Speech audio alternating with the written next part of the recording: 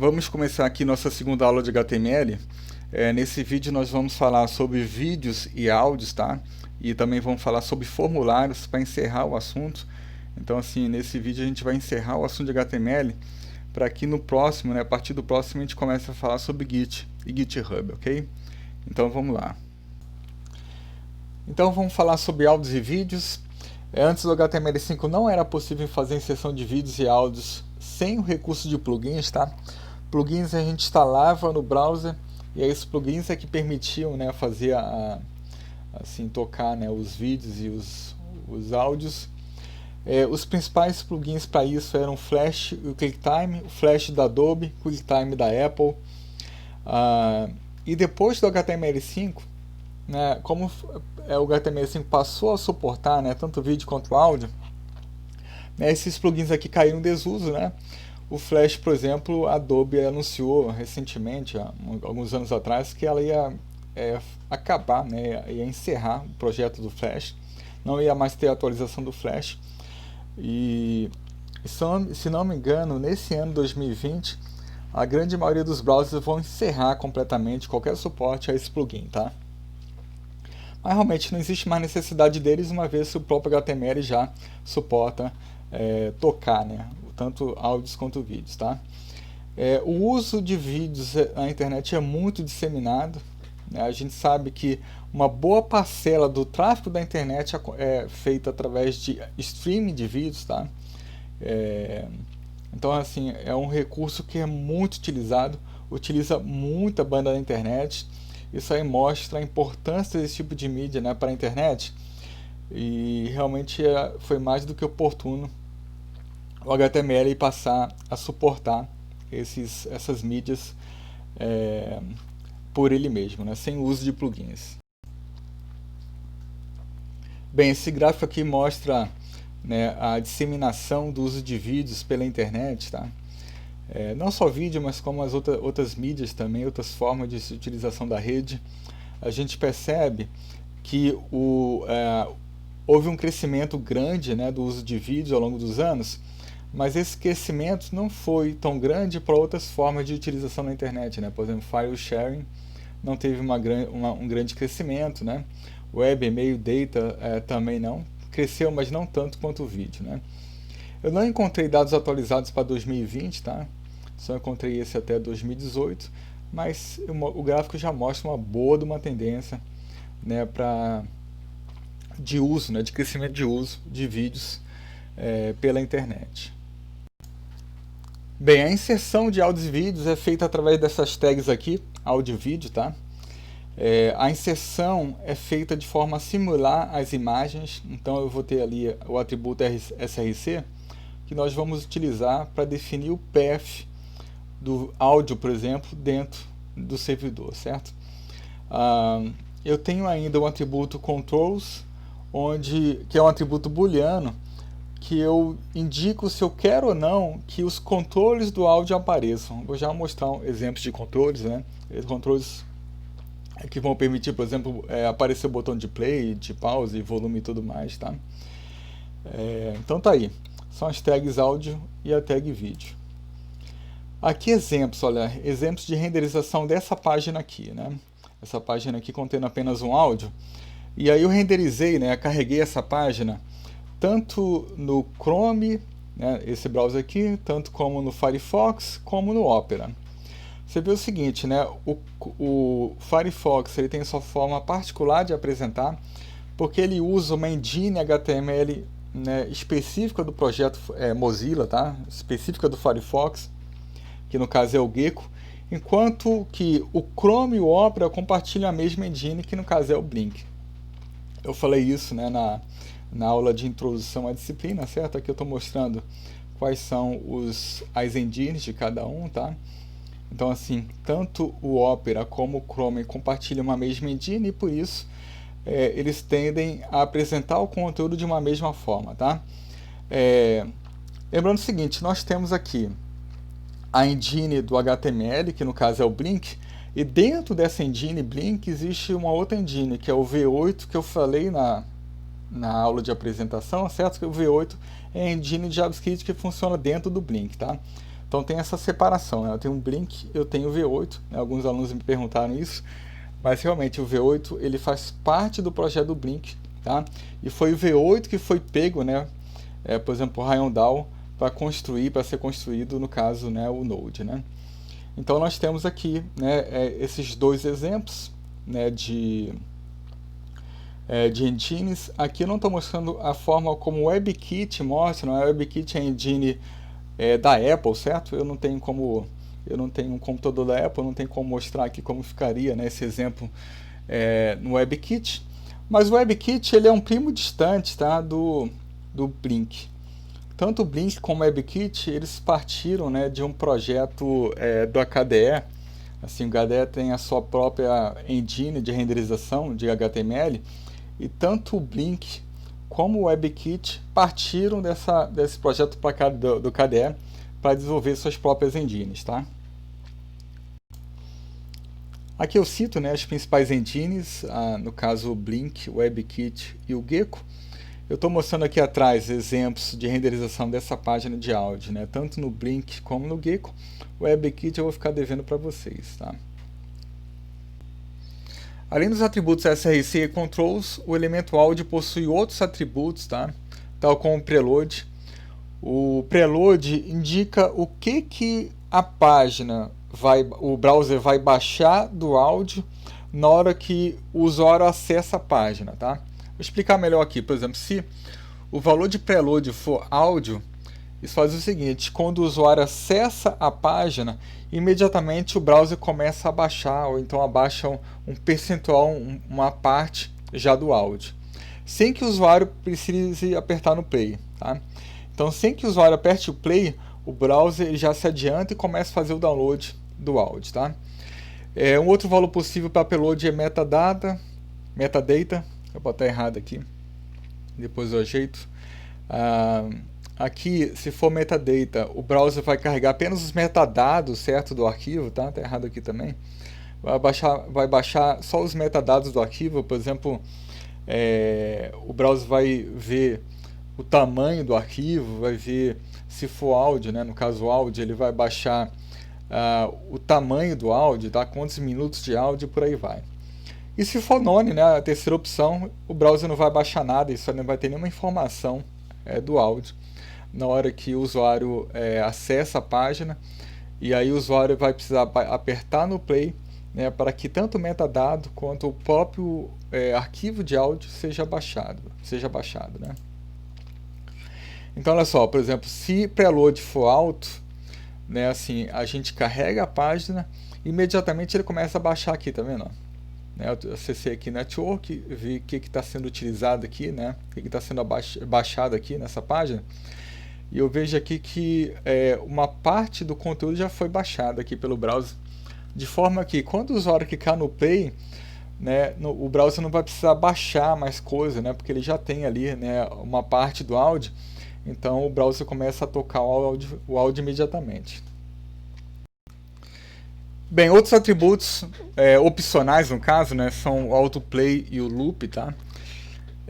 O autoplay ele diz para o browser para começar a tocar o áudio imediatamente após o carregamento da página, tá? Então assim o play é automático, certo? E o loop indica que quando o áudio chegar no fim, o browser vai começar a tocar ele de novo a partir do começo, tá? Esses aí são os outros dois atributos dessa tag áudio. Uma dica bem legal para a gente verificar o quanto cada browser já suporta um dado formato, ou uma data tag, ou algum dado recurso do JavaScript, é esse site aqui, CanIUse. Eu vou acessar ele aqui, vou botar aqui, CanIUse. CanIUse então serve para isso, né? Para a gente verificar o quanto cada browser já suporta um dado formato, uma coisa assim. Então eu vou botar aqui, por exemplo, MP3, e ele vai me dizer aqui, olha, que por exemplo, deixa eu aumentar a fonte aqui, que por exemplo, MP3, né, esse formato já é suportado, por exemplo, pelo Firefox desde a versão 3.5, né? O suporte aqui ele era parcial, certo? Tanto que está nessa cor. E quando está verde assim, quer dizer que o suporte é total já, tá? Então assim, o MP3 é suportado pela grande maioria dos browsers, certo? Só o Opera Mini aqui que não. Antigamente esse formato aqui ele era pouco suportado, né? Por questões de patente mesmo. E aí por isso, antigamente a gente utilizava muito o OGG também. O OGG é um outro formato de áudio, né, que era suportado pelo Firefox, né? Era suportado pelo Firefox desde o começo, né? Suporte total do Firefox. E por isso, antes a gente precisava utilizar tanto o MP3 como o GG. Né? Aquela tag áudio permite que a gente informe mais de um arquivo, tá? E aí no caso a gente pode informar um arquivo MP3 e um arquivo OGG. E aí no caso o browser vai verificar, vai tocar aquele que ele suporta, tá? Só que esse recurso a gente não utiliza mais porque realmente a grande maioria dos browsers, né, já suporta muito bem o MP3, tá? Então tá aqui, tá a dica desse site, Can I Use. Eu acesso bastante ele para verificar, né, o quanto que o browser já suporta, né, assim, de especificações, de elementos do JavaScript e tudo mais. Então tá aí uma dica importante. Então tá aqui o MP3 e o OGG. Vamos falar agora de vídeos. O HTML também suporta essa tag, né, vídeo, que possui os mesmos atributos lá, né, da tag áudio, tá? Então aqui eu vou usar o src para passar o path de um vídeo lá no meu servidor, e controls eu vou usar para apresentar, né, para o usuário a opção lá de play, de pause, de volume e tudo mais, tá? Então tá aqui, né, a renderização dessa página aqui atrás no Chrome, tá? Eu vejo que então aparece nesse formato aqui, né, os controles, certo? Então vou poder aqui maximizar, vou poder setar aqui o volume, e aqui tem a opção de play e pause. E aqui eu já estou mostrando esse mesmo vídeo, né, essa mesma página renderizada no Firefox. Vê que muda um pouquinho em relação ao Chrome, certo? Muda um pouquinho. E é por isso que assim, quando eu quero que a minha página ela apresente o vídeo da mesma forma nos dois browsers, eu vou precisar definir através de JavaScript um skin, né, um skin para ser utilizado nos dois browsers, tá? Então assim, muitos sites fazem isso. Isso aí vale para áudio também. Então assim, quando eu quero que o browser apresente da mesma forma, né, o meu vídeo, então eu vou precisar programar em JavaScript uma forma de apresentação utilizando lá CSS, imagens e tudo mais, tá? Bem, além dos atributos que são comuns à tag áudio, eu também tenho outros atributos na tag vídeo, tá? Por exemplo, posso definir a largura e a altura do vídeo, certo? Com os atributos width e height. E posso também utilizar um atributo poster para definir uma primeira imagem, uma imagem que vai ser colocada no lugar do vídeo enquanto o usuário não aperta no play, ou então enquanto o browser não carregar o vídeo, tá? Esse pôster, que é essa primeira imagem, né, uma imagem de exemplo, né, uma imagem que vai ficar no lugar do vídeo, ela é utilizada pelo browser nessas três ocasiões aqui. Então assim, se o primeiro frame do vídeo ainda não foi carregado, certo? Então assim, enquanto o primeiro frame não for carregado, e o frame no caso é a primeira imagem do vídeo, né, a parte inicial do vídeo, né? Enquanto ele não for carregado, o browser vai mostrar o pôster. O browser também vai mostrar o pôster se o preload está setado como none, né? Porque assim, o frame ele faz parte, né? O primeiro frame ele faz parte de metadados, né, do vídeo. E se o preload ele for setado como none, o browser vai colocar essa imagem aqui, né, o pôster, no lugar do vídeo, tá? E se o vídeo informado pelo atributo src não foi encontrado também, a gente vai colocar esse pôster, tá? O browser vai colocar esse pôster. Esse pôster aqui no caso, ele serve como aquele atributo alt, tá? Da tag img. Então eu vou usar o pôster, né, no lugar do vídeo, caso o vídeo não seja encontrado pelo servidor. E aqui falando novamente de formatos, tá? A maioria dos browsers suporta o MP4, certo? Só o Opera Mini que não. Isso aqui de novo, né, utilizando lá o site Can I Use. Aqui colocando a consulta MP4. E aí, na grande maioria dos browsers já suportam MP4 já há muito tempo, certo? Só o Opera Mini que não. Então é um recurso, né, um formato que a gente pode adotar nas nossas páginas. O OGV também era muito comum antes, né? Caiu em desuso. Tá? O OGV é uma alternativa para os browsers que não suportavam MP4, mas hoje em dia todo mundo suporta MP4, então não faz muito sentido a gente, né, utilizar, né, o OGV. Bem, pessoal, agora a gente vai falar de uma parte realmente importante para o nosso curso, que são os formulários. Tá? Os formulários são elementos tais como esses aqui, certo? Através dele eu vou colocar uma série de inputs que o usuário vai preencher, e na hora que o usuário clica no botão de submissão do formulário, né, esses dados vão ser enviados para o servidor, e aí o servidor vai poder fazer o que precisa ser feito com esses dados. Tá? Então aqui eu estou mostrando um exemplo aqui da página do CodeBench, né? Esse formulário aqui em especial que o professor usa para criar disciplinas dentro do CodeBench. E aí ele preenche todos os dados aqui, depois ele clica no botão de submissão e os dados são enviados lá para o servidor para que a disciplina seja efetivamente criada no banco de dados. Tá? Bem, para inicializar um formulário, né, numa página, a gente vai utilizar a tag form. Tá? A tag form ela precisa de dois atributos, que é o method e a action. A action a gente define qual vai ser o script do lado do servidor que vai fazer o tratamento dos dados que vão ser enviados via formulário. Tá? Então, assim, no formulário você vai preencher uma série de dados e esses dados vão ser enviados para essa action, para esse script que você está definindo aqui. Tá? O método ele define como é que os dados vão ser enviados para o servidor. E a gente tem duas possibilidades aqui. A gente pode enviar os dados via post, tá? E quando a gente envia via post, os dados vão ser enviados através do cabeçalho do protocolo HTTP. Vou mostrar exemplo disso aqui. E outra forma de enviar os dados é através do GET. E aqui os dados vão ser enviados através da URL da requisição, tá? A URL do browser, certo? Vou mostrar exemplo disso aqui. Então, olha só. Eu vou criar aqui, né, um formulário, aliás, form, certo? Vou primeiro mostrar um exemplo com GET, tá? Aqui dentro do formulário, eu vou criar aqui um input. Digamos que eu queira enviar a priori apenas um e-mail, tá?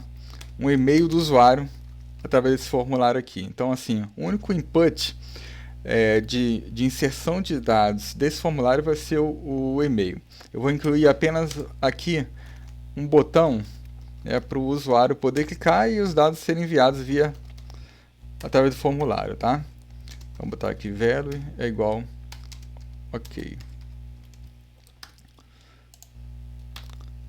Certo? Então tá aqui, ó, um formulário bem simplesinho, onde o usuário vai poder clicar aqui, inserir aqui, né, o e-mail, certo? E aí poder fazer envio dos dados.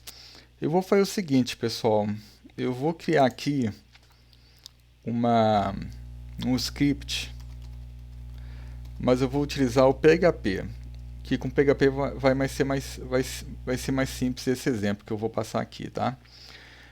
Podia ser com Node, com PHP é um pouquinho mais simples, e aí vamos usar o PHP nesse exemplo, lembrando que assim, a ideia da disciplina de programação web é mostrar os conceitos por trás das tecnologias, né?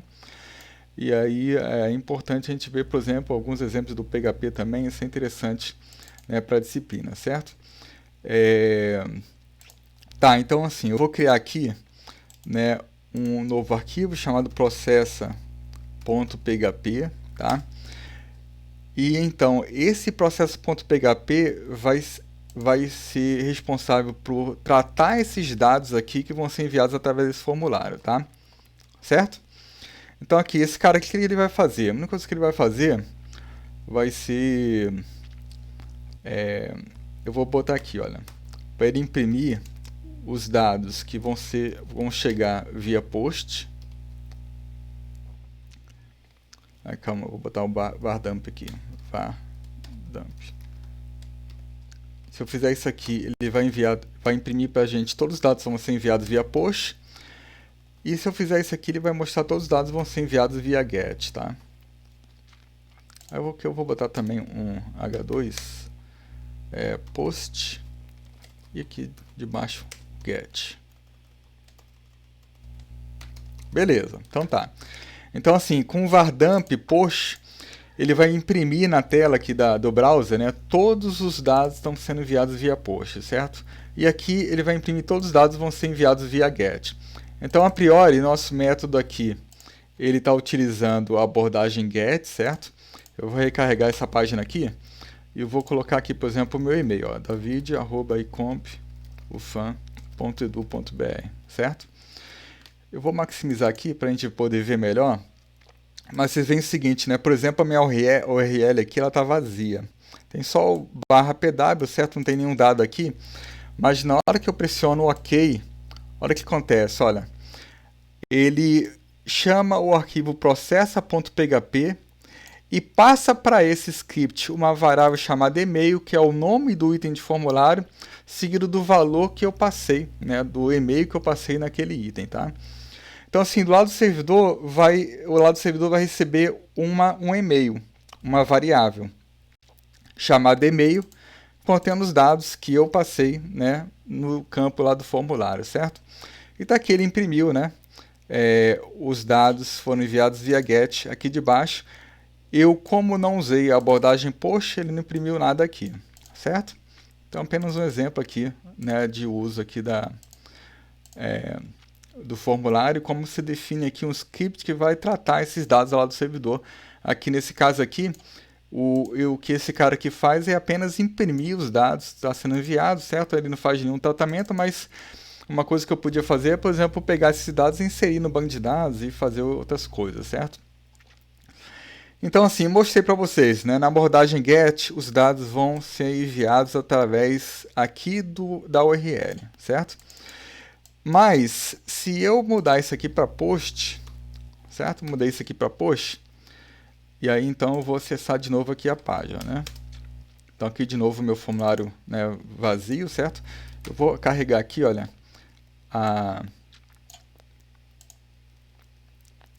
eu vou ver aqui em Network, todos os dados vão ser enviados, né, para o servidor, tá? Então, eu vou botar aqui, agora a nossa abordagem post, né? Vou botar aqui, por exemplo, david@icomp.ufam.edu.br. Ele vai chamar, né, aquele script processa.php. Você vê que é o seguinte, ó, aqui ele está mostrando os dados foram enviados via post. Você vê que não aparece o dado aqui, né? Não aparece nenhum dado aqui, porque realmente a gente não usou a abordagem GET que envia os dados através da URL, certo? Mas se eu vim aqui em Processa, né, e acessar os headers de Processa, isso é, todos os dados do cabeçalho que foi enviado para processa.php, né, eu vou ver aqui embaixo, olha, os dados que foram enviados para o servidor, tá vendo? E-mail davi@icomp.br, tá? Então aqui, nessa aba aqui, mostra todos os dados foram enviados através do cabeçalho do protocolo. E dentre esses dados, a gente tem aqui de baixo os dados do formulário, tá?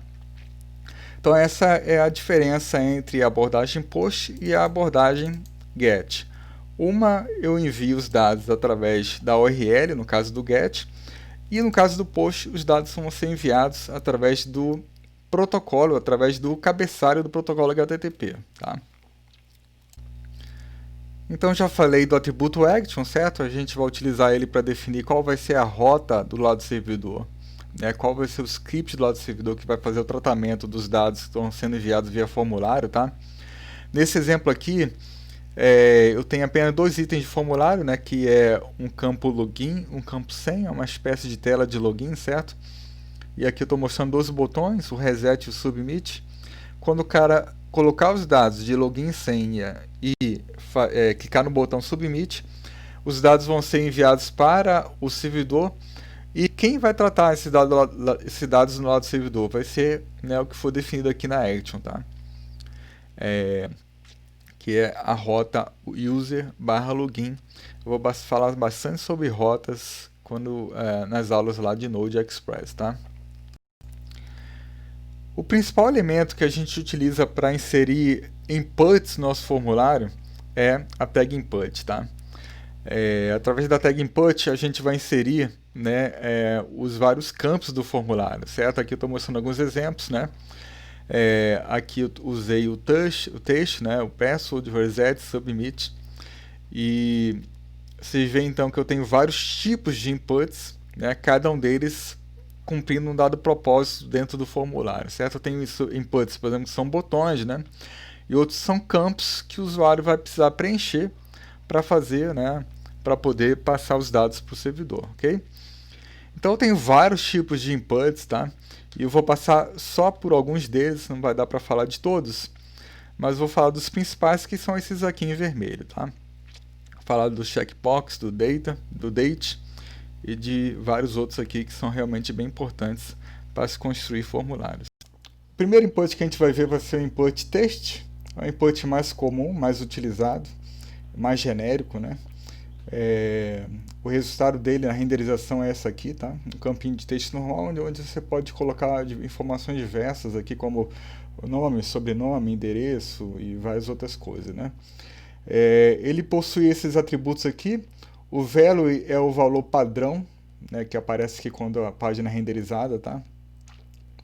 O name é o valor, é o nome da variável que vai ser enviada para o servidor contendo os dados desse input, tá?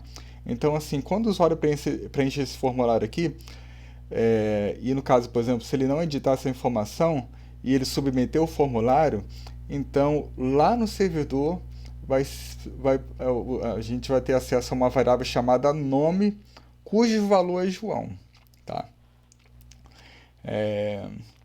Eu tenho também, né, o atributo size. Esse atributo size ele não é muito utilizado porque a gente geralmente define o tamanho, né, do campo através de CSS, tá? Então a gente não usa mais muito isso aqui. Os browsers mantêm, né, o reconhecimento desse atributo por questões de compatibilidade com versões antigas do HTML, tá? Mas não é muito utilizado. E max length define o número máximo de caracteres que o usuário pode digitar aqui, tá? Não tem a ver com o tamanho do input, e sim com o máximo de caracteres que o usuário pode inserir nessa região aqui. O outro input, dessa vez é um botão, não é um campo. Então, assim, para essa tag input, a gente vai ter tanto campos onde o usuário pode inserir informações, como também tem botões, né, que o usuário pode clicar, tá?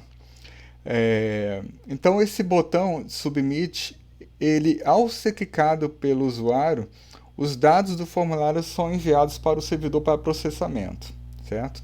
E quem vai processar esses dados? Aquele script que a gente definir no atributo action da tag form, certo? Essa string aqui enviar é definida pelo valor value, tá? Do botão. Vê que assim não tem muito a ver com o valor de variável, apenas o label aqui do botão, tá? Esse atributo value do input do tipo submit, ok?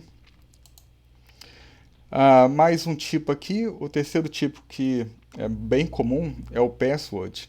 Através do password a gente vai ter um campo parecido com esse aqui, onde o que o usuário digita não é repetido assim na tela, né? Isso é, um usuário que estiver atrás de você vendo você digitar não vai poder ver, porque na tela vai aparecer apenas bolinhas, tá? Claro que assim, né, existem outras medidas de segurança que a gente precisa tomar na hora de criar aqui um campo senha, certo? Por exemplo, é importante que o protocolo aqui seja criptografado, né? Aqui a gente está usando HTTP, mas o ideal é usar HTTPS, isso é um HTTP com criptografia, porque apesar de não parecer aqui, mas quando o usuário clicar no botão de submit, esse dado vai ser trafegado pela rede de computadores, certo? Até chegar no servidor, e ele vai estar totalmente desprotegido se a gente não adotar aqui um protocolo de criptografia, tá? Um outro input bastante utilizado é o input radio, né? Através dele o usuário pode escolher uma de um conjunto de opções disponíveis aqui, tá?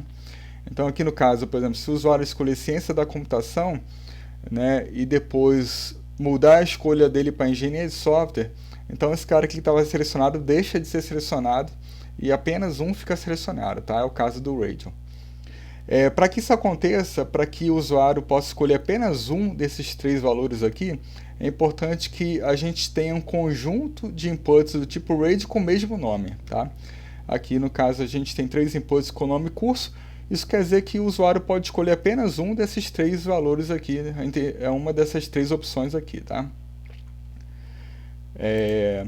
A gente tem esse atributo booleano checked, onde, que define qual é o valor padrão, certo, aqui dessas três opções. Então, assim, quando a página é renderizada, o browser vai deixar selecionado aquele que for, né, marcado com esse atributo booleano, certo?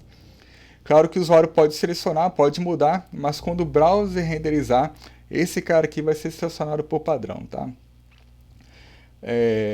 E a gente tem também o atributo value, que é assim, o atributo value vai ser o valor da variável curso que vai aparecer no servidor quando o usuário submeter a página. Então, assim, quando o usuário submeter a página, vai ter, submeter, aliás, um formulário, né?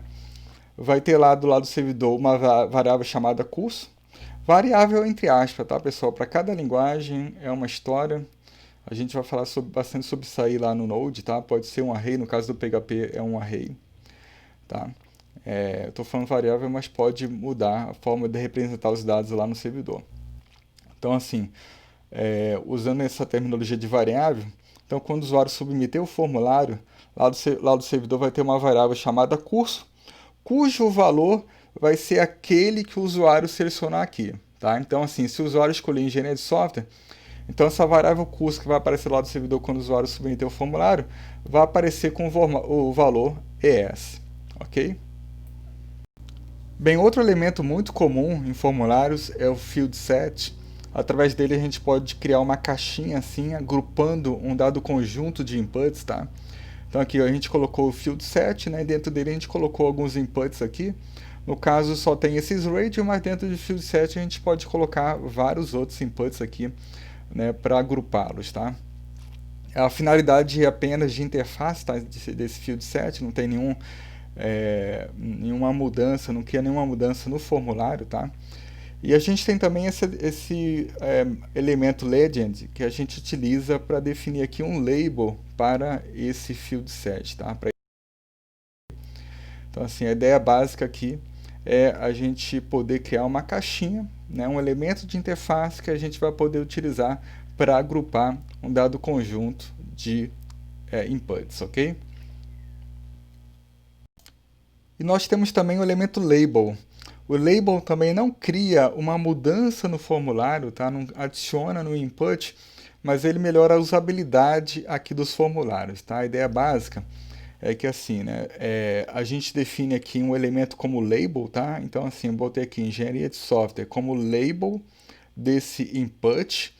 E aí, no caso, quando o usuário clicar em engenharia de software, esse cara aqui é selecionado, tá? Sem o uso do label, ficou aqui por trás do código, mas eu vou programar com vocês esse elemento então, já que o slide, né, não está mostrando o código direito. Então, assim, sem o label, quando o usuário clicar aqui no texto, esse campo aqui não é selecionado. Para que esse campo aqui seja selecionado na hora que o usuário clicar em engenharia de software aqui no texto, então tem que adicionar essa string aqui como sendo o label desse elemento, tá? Então vamos programar isso aí. Então voltando aqui para a nossa ideia, vou tirar esses elementos aqui, esses inputs que a gente não vai utilizar, certo? Aí eu vou mostrar também field set, né? Field set, certo? Que a gente adiciona o legends aqui, ok? Então, vou botar aqui, por exemplo, a ideia é fazer a seleção do curso, né? Selecione seu curso. Ok? Então, se a gente for aqui na página, já está mostrando dessa forma aqui. E agora a gente vai adicionar aqui os inputs do tipo radio, certo? Radio. E aí esse cara aqui vai ter um name, que no caso vai ser o curso, né? Eu vou repetir o que está nos slides. E aqui vai ter um value. Digamos que o value seja, por exemplo, digamos que esse curso aqui seja de ciência da computação, vou botar aqui ciência da computação. Aqui vamos botar um BR, né? Para quebrar a linha, para que o input apareça um debaixo do outro, ok? Vou copiar esse cara aqui, vou dar Ctrl V de novo, e aqui eu vou mudar para engenharia de software, vou botar aqui engenharia de software,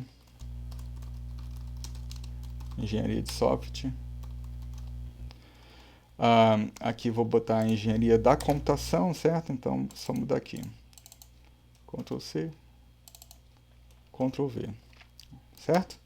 Então, tá aqui nossos 3 inputs.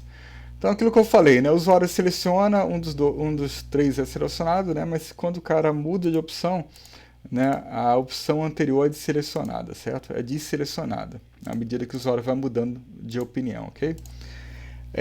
Seguinte, quando o usuário clica aqui, por exemplo, em computação, ó, estou clicando aqui, esse campo aqui não é selecionado, né?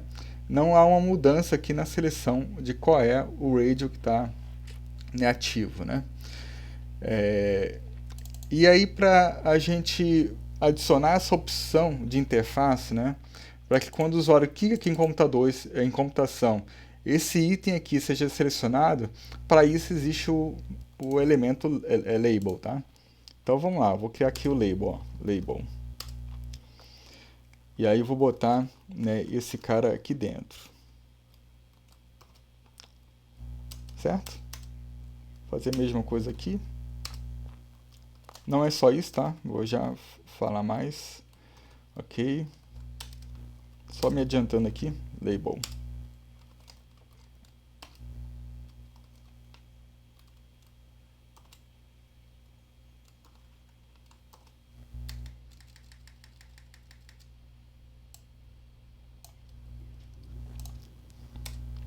Certo? Aí é o seguinte, para eu dizer que esse label aqui é um label para esse elemento aqui de cima, eu vou precisar adicionar aqui um atributo ID. Digamos que o ID desse cara aqui também seja CC, igual ao value, certo?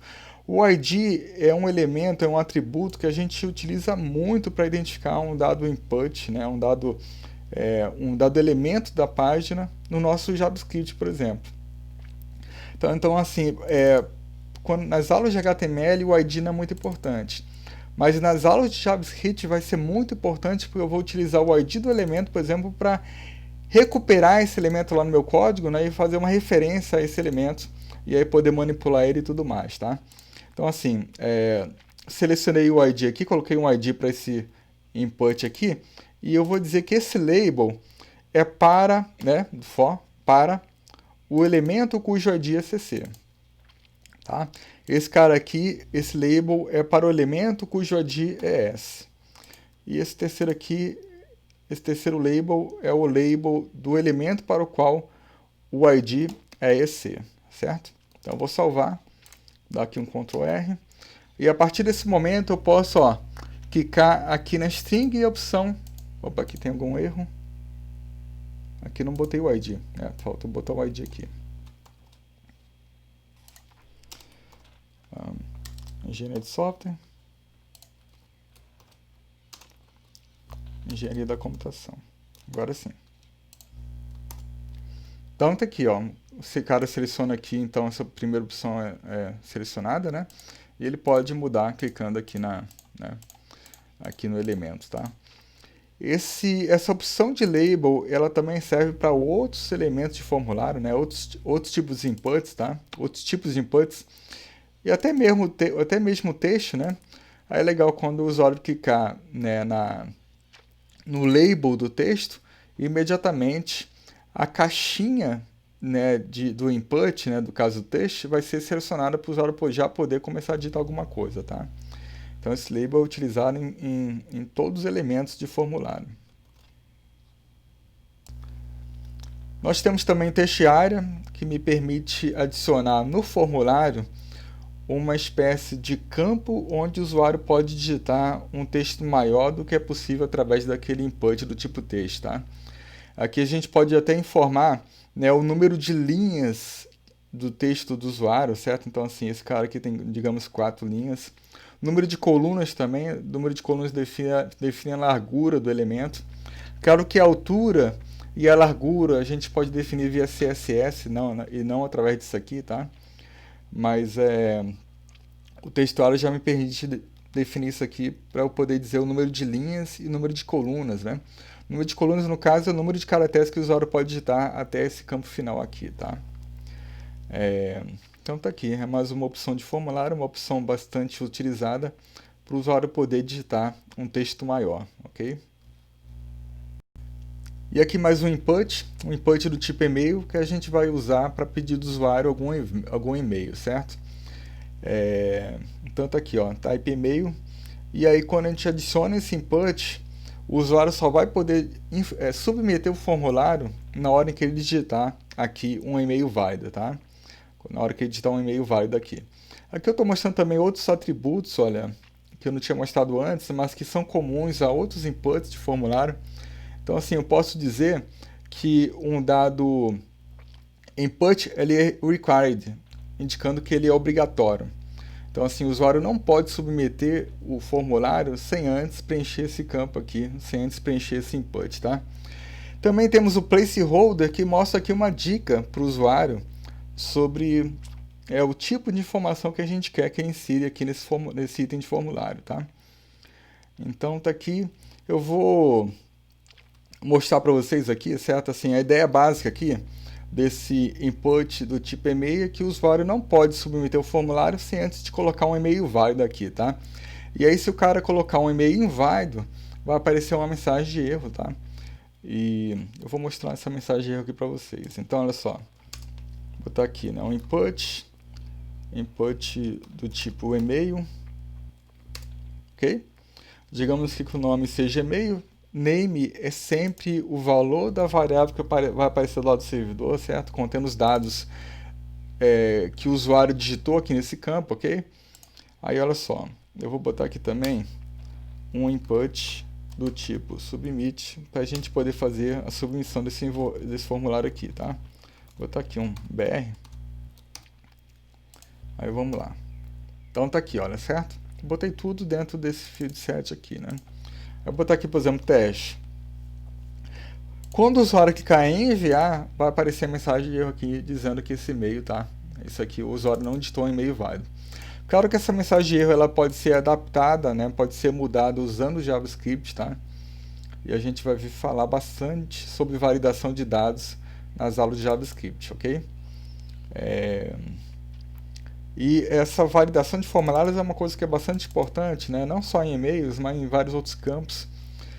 Por exemplo, CPF, né? CPF não tem um tipo input do tipo CPF, porque CPF é uma coisa do Brasil, né? E aí, para eu verificar, por exemplo, se o usuário digitou um CPF válido, eu vou precisar usar algum mecanismo via JavaScript. Eu vou precisar criar uma função de validação para o CPF e associar essa função a esse input, né? Um input onde o usuário vai precisar informar o CPF, tá? Então a gente vai falar sobre validação em aulas futuras. Então aqui eu estou mostrando, né, o significado desses dois atributos que eu já tinha mostrado anteriormente, né, o placeholder e o required.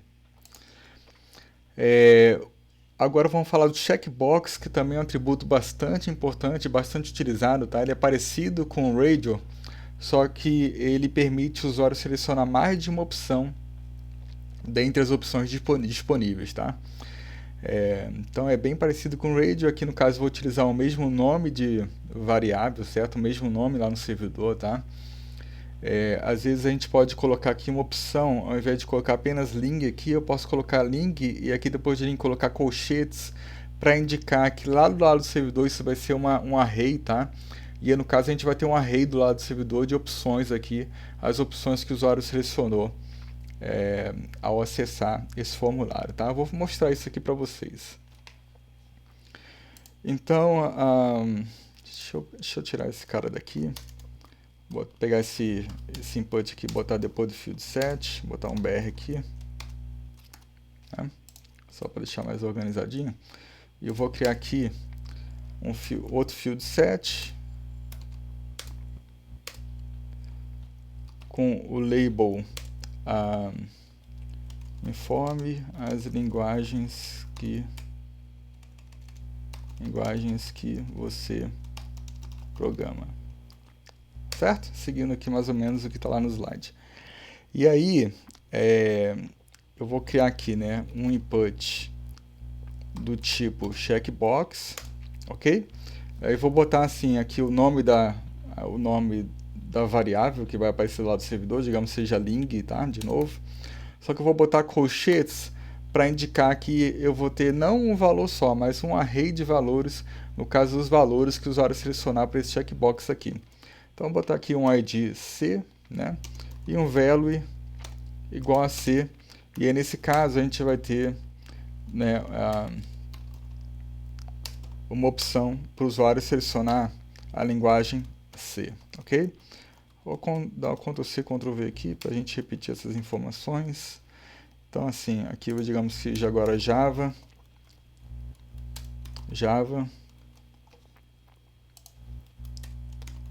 certo? E aqui também, né? Vou botar o label Java também. E aqui, né, mais uma vez, digamos que agora seja a linguagem Python. Ctrl C aqui.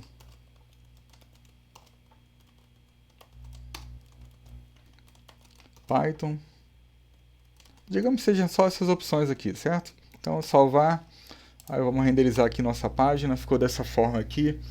E é o seguinte, né? Deixa eu botar isso aqui em maiúsculo, Java. E é o seguinte, quando o usuário selecionar uma opção aqui, por exemplo, Python, vê que ele pode, né, clicando aqui, né? Então, isso não impede do usuário selecionar uma outra linguagem aqui, tá? Pode selecionar, inclusive, todas as linguagens. E quando o usuário clicar em enviar, do lado do servidor, a gente vai ter, então, né, uma variável link, que é um array, que no caso possui dois valores, olha só. Um valor do tipo um valor do tipo string, né? Que é o Java, e outro valor o Python, certo? Então assim, a gente vai ter então nessas duas esses dois valores aqui para esse array aqui chamado ling, aqui do lado do servidor.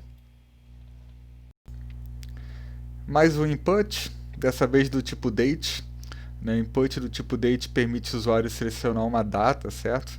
E aí você tem esse widget aqui, né? E cada browser vai criar o seu próprio widget, né? Sua própria forma aqui do usuário selecionar uma data, tá? Essa aqui no caso é a forma, é o widget do Chrome, né? Mas o Firefox tem o dele e cada um tem o seu, tá? Lembrando assim, se eu quero que esse elemento aqui ele seja o mesmo em todos os browsers, eu vou precisar implementar o meu próprio widget, né, o meu próprio componente de interface. E aí eu vou precisar apresentar o meu componente de interface no lugar desse mecanismo aqui, que é específico de cada browser, tá? Isso é muito comum, né? A gente implementar, né, alguma coisa específica, ou então eu utilizar, né, alguma biblioteca, por exemplo, o jQuery, que me permite criar um mecanismo desse aqui que vai ser igual em todos os browsers, tá? É muito comum o uso de bibliotecas assim de criação desses widgets, tá? E tá aí, mais um input. No caso do tipo date, esse input aqui ele veio com HTML5, ele não existia no HTML4, tá? É um input mais recente. E por ser um input novo, né, no HTML, nem todo browser ainda suporta ele, tá? Pelo menos não da forma completa, né?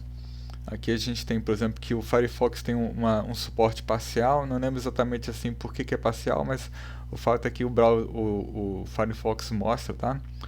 Um widget desse aqui parecido, tá? Aí o Chrome e o Edge, né, tem suporte completo, mesmo porque eles usam exatamente a mesma engine HTML, certo? E por isso eles tendem a ter aqui, né, a mesma compatibilidade, tá? Mas por exemplo, o Safari não implementa isso aqui. Eu não tenho como testar aqui no meu computador como é que o Safari apresenta essa página, né? Mas se está vermelho aqui, talvez o Safari mostre o input do tipo date exatamente como ele mostra o do tipo text.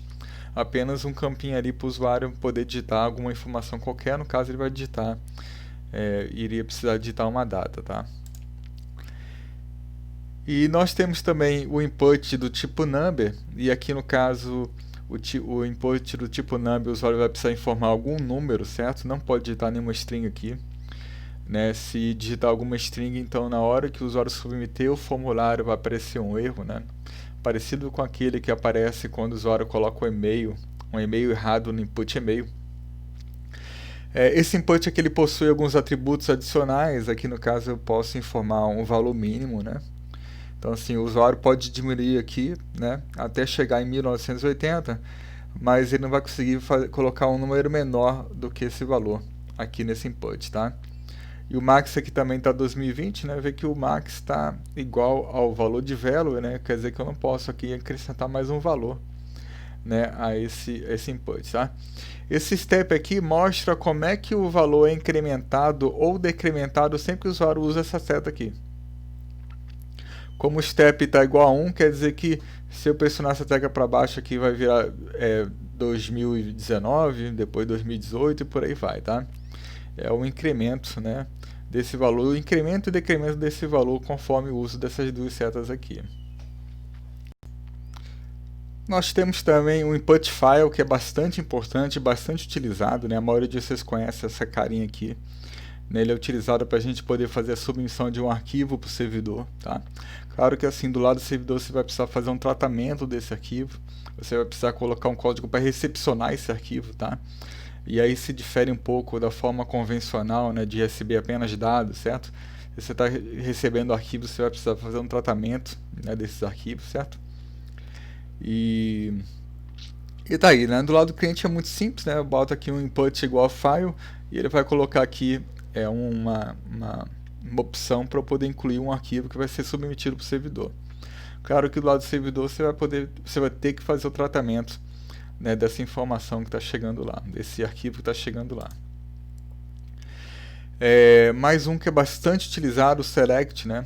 Vocês todos conhecem também esse componente de interface aqui, né? Onde o usuário pressiona aqui essa setinha, aí abaixa aqui um conjunto de opções, certo? Ele não é um elemento input, certo? É um elemento select aqui, então no caso eu vou usar a tag select, ok? Essa tag select, dentro dela eu vou colocar as opções que o usuário tem para selecionar, certo? Então aqui banco de dados, educação à distância, são os options aqui que eu incluo dentro do select, tá? Lá no lado do servidor, quando o usuário submeter esse formulário, vai aparecer uma variável chamada área, ok? E o valor dessa variável vai ser conforme a opção selecionada pelo usuário. Então, se o usuário selecionar a otimização, vai aparecer uma variável área lá, né, com o valor 4. Lembrando que assim, eu estou falando variável apenas para servir de referência, certo? Muitas vezes é um array, muitas vezes é um objeto, vai muito da forma como você está implementando, né, isso aqui, tá? E muito da linguagem que você está utilizando também, né? Por exemplo, o Node aparece do outro lado lá um objeto, lá do servidor, tá? Aqui eu estou mostrando um formulário bem completo, né, com vários inputs, vários elementos aqui de formulário, certo? O checkbox, o input, o texto e tudo mais. E eu estou mostrando esse formulário em dois browsers, né? Aqui no Chrome e aqui no Firefox. O objetivo aqui é apenas mostrar para vocês que quando eu não defino o estilo de cada um desses inputs, né, o estilo, a interface, né, através do CSS, quando eu não defino o código CSS dos dois do formulário no caso, ele vai aparecer de forma diferente em cada browser, tá? A especificação do HTML não dá muitos detalhes sobre como é que cada componente deve ser apresentado por padrão, né, em cada browser. Mesmo porque se tem o CSS que a gente utiliza para uniformizar, né, a forma de apresentação nos diferentes browsers, tá? Então, assim, se você quer que o seu componente aqui, o teu formulário, ele apareça igual em cada browser, você vai precisar informar, né, essa forma de apresentação, né? Você vai precisar definir as propriedades de estilo, né, através do CSS, tá? E aqui, como o segundo exercício, certo? Eu estou pedindo para vocês implementarem esse formulário aqui, né, que é exatamente o formulário aqui dessa página anterior, tá? Eu vou pedir para vocês construírem isso aqui, esse formulário. Lembrando assim, né, que vocês vão guardar essas páginas com vocês, né, tanto do primeiro exercício como do segundo.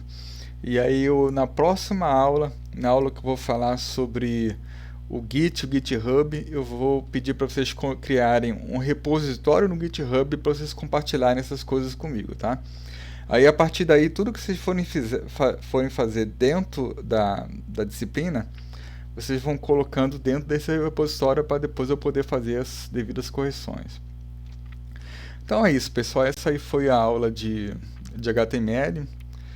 Lembrando que eu mostrei aqui os principais elementos da linguagem, né, as principais tags.